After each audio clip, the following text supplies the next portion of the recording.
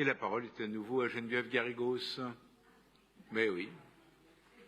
Avec plaisir pour parler d'un autre sujet qui me tient à cœur. Mes chers collègues, Sida, tu es cerné, partout on est des milliers à agir.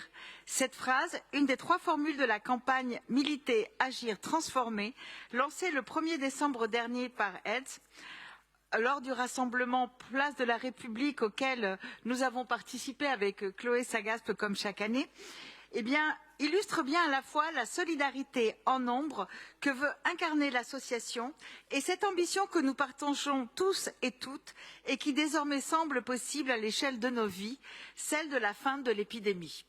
0 nouvelle contamination en 2030, c'est l'objectif que nous nous sommes fixés à Paris.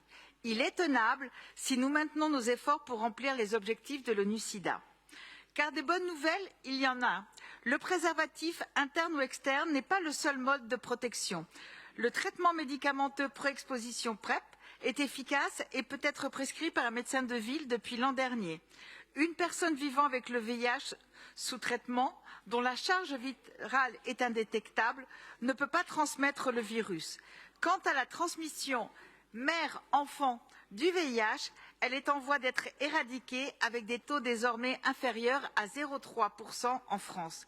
Il n'y a jamais eu autant de possibilités de dépistage, notamment en laboratoire sans ordonnance, sans rendez-vous et sans reste à charge, ou chez soi par le biais d'un autotest pour celles et ceux qui le souhaitent. Et pourtant, c'est très bruyant à ma gauche. Et pourtant, trop de Françaises et de Français sont loin de connaître ces avancées. Ainsi, 84% d'entre eux pensent encore pouvoir contracter le VIH en ayant une relation sexuelle non protégée avec une personne porteuse de VIH sous traitement et 81% pensent qu'une personne enceinte vivant avec le VIH risque de le transmettre à son futur enfant. À cette méconnaissance s'ajoutent malaise et préjugés sérophobes, même chez certains professionnels de santé. Un quart des Français et des Françaises seraient gênés à l'idée de travailler avec une personne qui vit avec le VIH. Plus de 33% des dentistes et 6% des gynécologues refusent des soins aux personnes séropositives au VIH. Les préjugés stigmatisants ont la vie dure.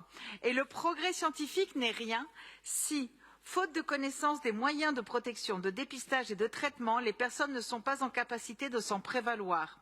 Aujourd'hui, nous devons renouveler nos efforts pour diffuser l'information, généraliser et dédramatiser l'accès aux moyens de protection et de dépistage, développer l'aller vert et les campagnes en direction de populations plus exposées au virus.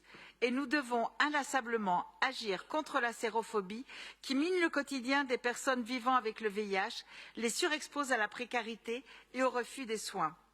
Pour cela, malgré les reculs liés à la pandémie du Covid, ou en raison d'eux, justement, nous devons redoubler nos efforts et ne pas céder d'un pouce sur notre ambition de 0 nouvelle contamination en 2030.